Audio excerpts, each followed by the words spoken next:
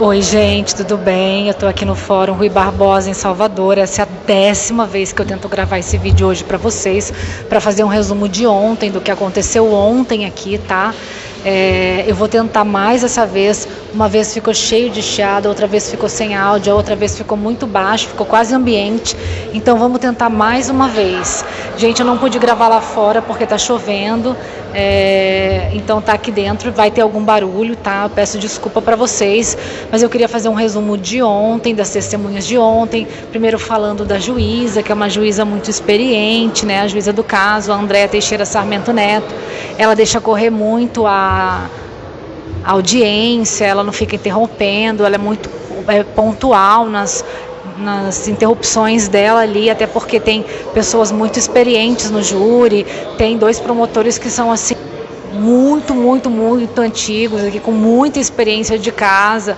Um deles, o doutor Aurimar, até estava ali do lado enquanto um dos advogados de defesa estava inquirindo uma das testemunhas, cuidando para que ele não fosse agressivo com ela. Uma vez ele o repeliu, o advogado de defesa imediatamente mudou de postura, agradeceu, disse que tem uma admiração, fez uma reverência a ele, dizendo que ele é um baluarte do júri, usou essa palavra. Então são 2 promotores assim, meu Deus, muito experientes mesmo, muito tranquilíssimos, e eles têm um jeito de inquirir as testemunhas diferente. Eles param muito próximo à testemunha, olham nos olhos dela e aí começam a inquirir, tete a tete mesmo. Isso é muito legal. Nós temos os promotores de justiça Ariomar José Figueiredo da Silva, o doutor Davi Galo, os assistentes de acusação são Gilberto Batista Santos, doutor Ricardo Wagner Paranho Sampaio, a Tuane Sander Cardoso, o doutor Jorge e o doutor Vinícius, que eu não sei o sobrenome deles. E os advogados de defesa são o Nestor Nerton Fernandes Távora e o doutor Norton da Costa Barreto Neto. Então ontem foi ouvida a primeira testemunha, o Martoni de Oliveira Costa, que era amigo do Lucas, da igreja de Santa Cruz, do grupo que procurava pelo Lucas Terra, tá, gente? A testemunha, ela disse que o Lucas era muito sábio, evoluído, que não parecia ter a idade que tinha, justamente nesse sentido de sabedoria, que ele ajudava sempre quem precisava, almejava sua gravata, esse termo acho que eu expliquei para vocês numa live anterior, que era, ele queria ser obreiro, ele queria muito ser obreiro, ele tinha um sonho maior, mas ele queria muito, antes de ir embora para a Europa com a sua mãe, ele queria ir com a gravata de obreiro. Ele disse que o pastor Beljair, pastor da igreja ali de Pituba, que na época tinha 27 anos, incentivava que fossem buscar por Lucas, a quem ele chamava de negão, porque o Lucas era muito branco, mas que logo em seguida o pastor mudou completamente a postura, da água para o vinho, chegando a dizer que não era para ninguém perder tempo procurando um Luquinhas qualquer, e que chegou a ser ameaçado, que foram manipulados, e pensou chegar em parar de buscar o Lucas, que estava errado buscar o Lucas, que era se desvirtuar da palavra de Deus buscar o Lucas. Ele chegou a chorar e pediu perdão para esse pastor, né, o Estocolmo, mas durou pouco, ele se recompôs, voltou à razão e voltou a procurar o amigo Lucas Terra. A segunda testemunha, Tatiana Santos Doréia, também do grupo de jovens do Lucas, contou as mesmas coisas que o Martoni, com mais detalhes, mas tentou ser confundida ali pela defesa. Aí ela não respondia, ou ela respondia, não me lembro, são coisas de 22 anos atrás. Ela foi muito esperta, muito inteligente. Ela também disse ter sido ameaçada, perseguida, manipulada, que nunca esmoreceu, mesmo tendo sido expulsa da igreja. Que ela, uma vez, que o Galiza, o assistente de pastor, que já vinha transferido de uma igreja por envolvimento com rapazes, uma vez não, né? Então ela conta isso. Ela disse que o Lucas contou uma vez para ela também, que havia dormido na igreja na mesma cama do pastor Galiza, e que ela o confrontou, dizendo que aquilo não era correto, que era errado, né? E que o pastor não gostava de ver Lucas próximo às meninas, só se tivesse meninos juntos, que eles tinham uma relação tóxica, o auxiliar de pastor Galiza e o Lucas, esse que já foi condenado. Ela contou de uma vez que o Galiza veio e chamou o Lucas depois do culto, onde eles estavam bem lá fora, os jovens, e que ela chegou a dizer algo a Galiza que a rebateu rispidamente, porque ele era ríspido, mas mesmo assim o Lucas foi com ele, foi a última vez que ela o viu. A terceira testemunha foi a Sueli Santos de Souza, a namorada do Lucas. Eu acredito ser a namorada do Lucas. Ela contou a mesma versão dos demais, lembrando que a primeira testemunha, o Martoni, disse que 90% dos jovens seguiram tudo que os pastores falavam. Então, que eles estarem ali para buscar o Lucas foram uma exceção.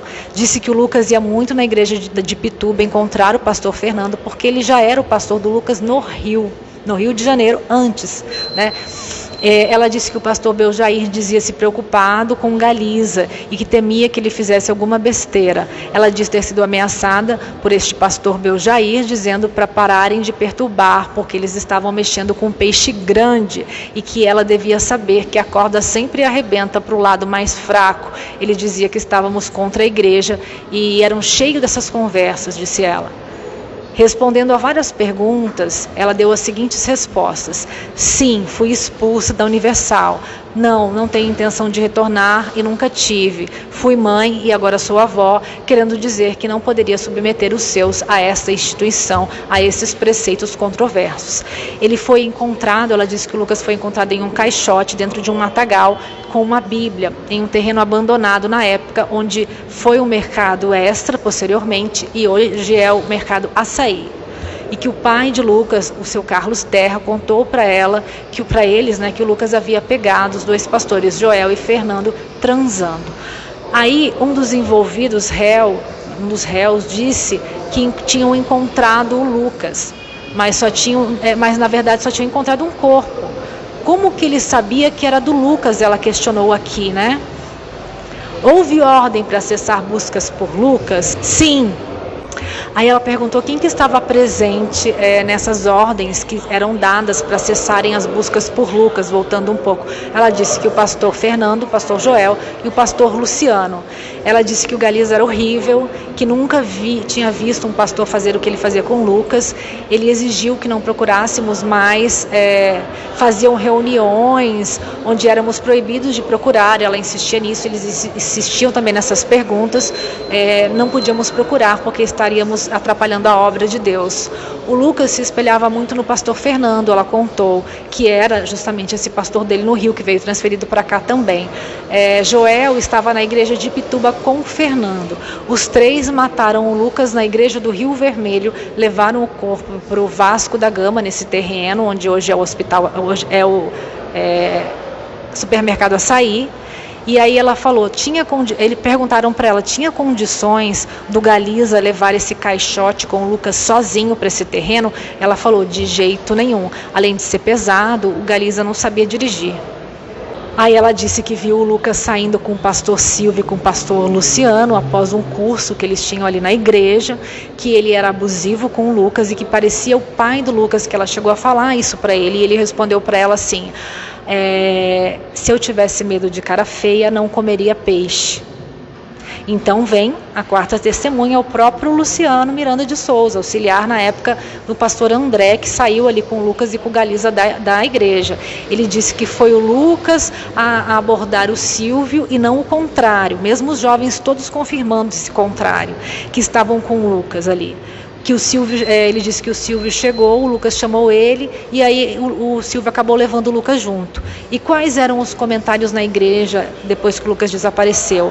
Ele disse nenhum, o Luciano disse nenhum, que ninguém comentava sobre o desaparecimento do Lucas e nem depois que o corpo foi encontrado, ninguém comentava sobre o fato do corpo ter sido encontrado. Imagina que isso ia acontecer, jamais, né, gente? Aí ele perguntaram para ele como que foi a saída ali no dia do que o Lucas desapareceu. Ele disse que desceu a ladeira de Santa Cruz rumo à Galinha, acho, mas que ele ficou no meio do caminho. E que o Lucas ficava falando que queria encontrar o pastor Fernando. E o Silvio dizia a ele que era muito tarde já. Aí ele falou que o pastor Fernando queria falar com ele. O Beljair era de Santa Cruz, ele falou, não me lembro, ele não lembrava de onde eram os pastores, o que alguém tinha dito, que ninguém tinha falado nada. Ele falou, o que o senhor fazia lá no momento, naquela igreja então? Eu cheguei ali com o Silvio e tal. Aí também persistem. Havia comentários sobre o desaparecimento de Lucas, sobre terem encontrado o corpo de Lucas, ele fala que não tinha comentário nenhum em igreja nenhuma. Aí o promotor Davi Galo intervém e diz que ele está sob juramento, né? Ele deu depoimentos contrários a estes nos autos. E ele prosseguiu, né, dizendo que não lembrava disso, que não lembrava daquilo. E aí, para concluir, o promotor Davi disse, o senhor lembra sim. Um dos assistentes de acusação continuou, ele falou assim, o senhor disse que não iria mentir. A testemunha respondeu, e eu não menti. O assistente de acusação continua: quem que mandou você mentir?